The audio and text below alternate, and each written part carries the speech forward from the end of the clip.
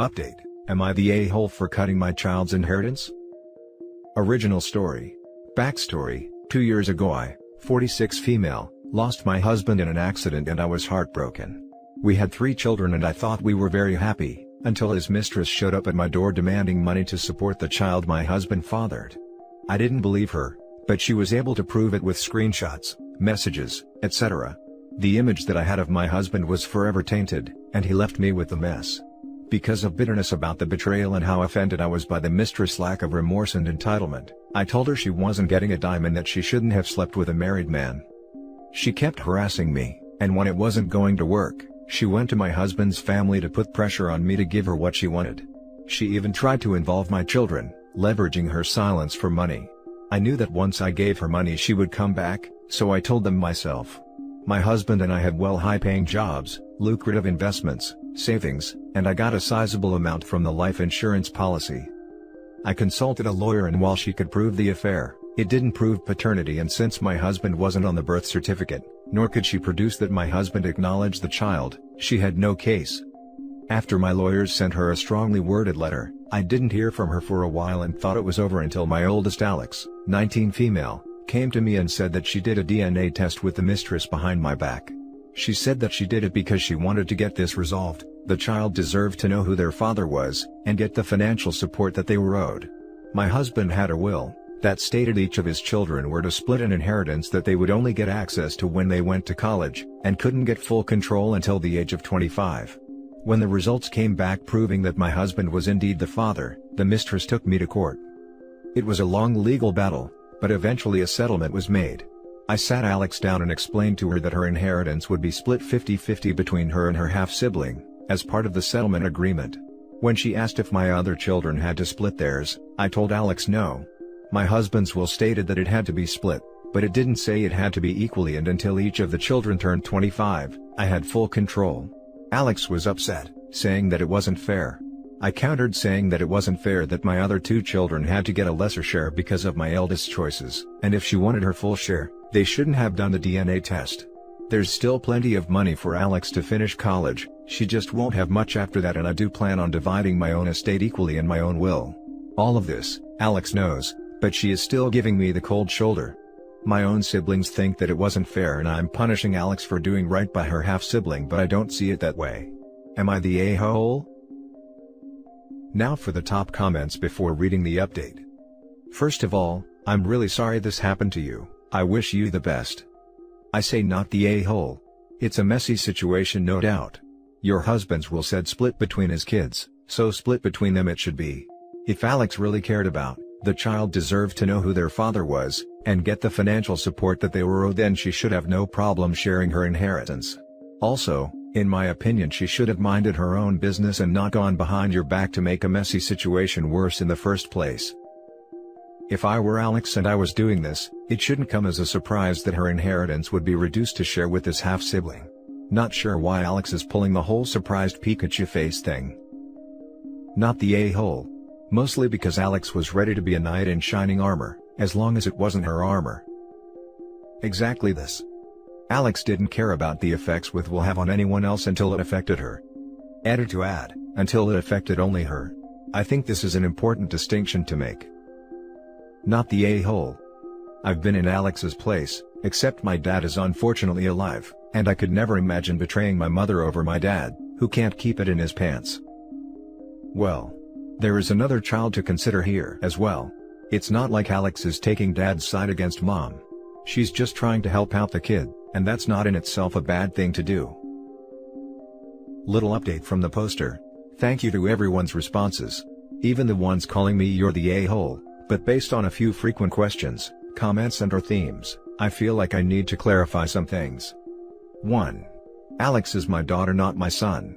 When I first started writing this, I wanted to leave gender out of it, in case it influenced people's judgment, but then I remembered that Reddit tends to prefer that age and gender get mentioned, so I added 19 female at the last minute. Hope that clears it up a little. 2. My other 2 children are Junior, 17 male, and Sam, 14 female. The half-sibling is now 5.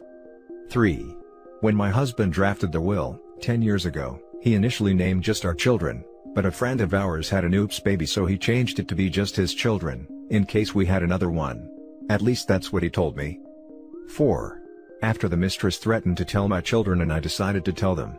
I sat them all down and explained the situation.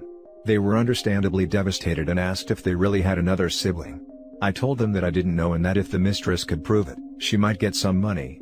I told them that if they wanted to know if they had a sibling or not, we could find out. But I made sure that they understood that their inheritance could be affected, and other people might come out claiming the same thing and get more money. Initially all of my children said that they didn't want to have to deal with that, and so I did everything that I could to protect them, but I guess Alex had a change of heart. 5. Until the DNA test, I had no reason to believe that my husband's mistress was telling the truth and acted accordingly. I kept following my lawyer's advice, and if she wanted the money, the burden of proof was on her. 6. While some of you might think I'm the a-hole, please understand that my decision wasn't spiteful. If I really wanted to punish Alex, I would just tell her she wasn't getting any more money, since she already used some of it for her first year of college, so the guidelines of the will were technically already met. I still plan on leaving them an equal share of inheritance from my estate too. And now for the full update. Thank you so much for so many responses, even the ones who didn't 100% agree with me, because it did give me perspective. I also wanted to give an update and answer some questions to anyone who was curious, so here it goes. Since I told Alex what would be happening, she told her siblings and the house has been pretty tense. To try and make peace, I spoke to each of my kids for a one-on-one, and as a group to figure out what to do next. I spoke to Alex first, and some interesting information was revealed that I'm very angry about. Apparently, the mistress created a fake profile account and manipulated my daughter into befriending her. After gaining my daughter's trust, she pretended that she was in a similar situation as her and said that a DNA test proved that there wasn't any paternity. When Alex went behind our backs, she thought that it would prove the mistress was trying to scam us. My son, Junior, 17 mil, is furious that Alex went behind our backs and doesn't care why she did it, and blames her for them being stuck with a half-sibling he doesn't want. My daughter Sam, 14 female, said she wishes she never knew the truth and is deeply upset. I asked my children that since they now know the truth, would they want a relationship with their half-sibling. Junior, clearly, wants nothing to do with the child, and says that Alex should feel lucky he still considered her a sister. Sam says she doesn't want to, and I feel it's because she's in denial and wants to live life pretending that her father was perfect. Alex admits that she is curious, but never wants to see or hear from the mistress ever again, so she doesn't think a meeting will ever be possible. I proposed family therapy, and while my girls are open to it, my son says that therapy is only for people who have something broken in them and that's he's not broken, is now happy that his father is dead and wants to change his last name as soon as he turns 18. I'm not going to force him, but I do hope he changes his mind one day. Now for the top comments. Wow, I missed the original post, just read it also. It's so unfortunate that all of this has tainted for you all forever, the memories of your husband and their father. What a difficult situation to be faced on top of his death, which you were all just likely feeling you have somewhat worked out what your new normal is, and now this. I'm sure your son is partly misplacing his anger on Alex, however, I do believe she should have told you what she was doing. Even if, as she says now, she was trying to expose a scam, she should have suggested/disclosed that angle to you before submitting presumably her DNA for comparison. They may never want a relationship with this child, and that seems very normal/irrational. I really would have preferred Alex told me she changed her mind before doing the DNA test, because I probably could have saved myself money and legal fees. Would your husband have financially supported this kid? Voluntarily? I honestly don't know. Personally, I wouldn't hand a single penny over to the mistress. What did she expect was gonna happen when she knowingly messed with a married man? Her and your husband are the biggest a-holes of this story. I don't mean to be rude, but your daughter is an a-hole for going behind your back about it. I get that the mistress had a hand in it, but it still does not excuse the fact she betrayed y'all's trust. I hope everything works out for you and your kiddos. OP. She was suing, and after the DNA test proved paternity, she was going to get something eventually. I could have fought her over this in court for years, but I was getting exhausted and just did the settlement to make her go away. Are you required to give the kid half of a third? I would figure 10% would be enough if the will didn't specify an even split unless the judge ruled it had to be more. We settled out of court and I gave the mistress a part of the life insurance policy and half of Alex's share, in exchange that she can never sue the estate, me or my children ever again. Now for the last story. Am I the a-hole for going to my friend's wedding, even though her mom and dad, who is the father of my child, will be there? When I was 19, I met a guy in his 40s at university. He told me he was married and had 3 kids but his wife was dead, so he wanted to keep us secret until the kids were ready to hear about us. When we'd been together for 18 months, I found out I was pregnant. He freaked out, and admitted his wife was not actually dead. Needless to say, we broke up. Then began a custody battle.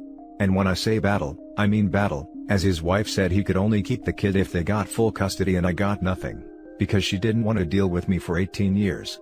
After a lot of BS from the wife, they only got visitation every 2 weeks. Because of her all-or-nothing mentality, on finding out that her actions had resulted in visitation only, they decided to not be involved at all beyond child support. During the custody case, I met his other kids. His sons both hated me, but his daughter, Kate, who was 6 months younger than me, felt that her dad was the only one who should get in trouble here. Kate wanted a relationship with her youngest brother, who was still an infant and who I now had full custody of. I agreed to letting her see her brother, and we actually became pretty good friends, as we were a similar age, with similar interests, and she spent a lot of time with the baby. A few years ago, I introduced Kate to a friend of mine, and now they're getting married.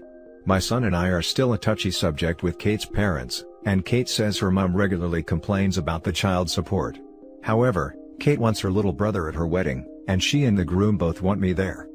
The wedding isn't until next summer, and the invites haven't even gone out yet, but she sorted out her guest list and me and my son, who is now 6, are both on it. I've already said we'll be there. Kate's parents have seen the guest list. Her mother has messaged me, asking me to not attend. I've refused, and she called me unreasonable and said I messed up her family 6 years ago. She doesn't want any drama or BS, like my son recognizing her husband as his father, which he will be able to do, as he's seen pictures and knows that Kate is his half-sister, or the affair being made known to their wider family. She also doesn't like my friendship with Kate, and has said that she doesn't want to see my face at Kate's wedding as I've humiliated her enough. My point of view is that Kate has asked me to be there. I'm friends with Kate and her soon-to-be husband, and my son is already excited to go, plus it's not like I'm going to take the microphone and go, "Attention. My 6-year-old is the bastard child of the bride's father. Cheers to the bride and groom." Plus, I don't have a problem with them being there, despite the stunts the wife pulled when we were sorting custody, so if they're the ones putting their foot down, I feel they should be the ones to not go. I talked to my roommate about it, and the roommate said that while she's a witch, I did bet her husband, and I'd be bringing his child to the wedding. Am I the a-hole for still wanting to go, despite Kate's mother telling me not to? Not the a-hole. Your roommate is off base by saying you F her husband. He told you his wife was dead, and you didn't learn she wasn't until you got pregnant. Only you can decide if it's worth attending, but the wife is seriously misplacing her anger that should be directed at her husband for being a cheater. Yes. I hate when people blame the other women who didn't even know she was the other woman. It's not like she intentionally wrecked a home. Why is the bride's mother so keen on defending and standing by a man who, A, cheated on her, and B, claimed she was dead? Why are the brothers standing by a man who did that to their mother, and hating a woman who thought she was banging a widower? You screwed a widower, not a husband. You thought the wife was dead because he's a liar. None of this is your fault. Go to the wedding and have a great time with your son and your friends. Everyone else can suck an egg. Not the a-hole. Perfectly statements. His lies and the wife's lack of respect for herself do not constitute a good enough reason for OP not to attend. If you don't take your butt to that wedding, and screw both the husband and the wife, that a-hole knew what he was doing, and has the one that messed up. His daughter is right, he should be in trouble, not you. Tell them to kick rocks and blow bubbles. At the end of the day you would be hurting the bride and groom who are your friends. If the wedding is ruined, it'll be due to them being a-holes. You better take your cute butt to the wedding, support your friends, and allow karma to take over. If his family finds out he's a cheater, he deserves it. And before I forget, not the a-hole. Not the a-hole. The real a-hole here is Kate's dad, with his wife in second place for taking out her totally justifiable anger about her husband's infidelity on you. I'd talk to Kate. I know you don't want to cause issues with her pre-wedding, But it'd be worse if nobody said anything and she had no idea that conflict was brewing on her big day. What if her mom caused a scene? Tell her that you are excited to come and bring your son, but let her know that her mom is upset about this so that she's prepared for any drama. The priority is to make sure she's happy at her wedding, not to cater to her cheating dad. You're a good mom and a good friend. And that's it for this video, guys. If you have thoughts to share, leave a comment below. Don't forget to hit like and subscribe if you like this content. Turn the notification on to get updated on my latest posts. I'll catch you in the next one. Good day, everyone.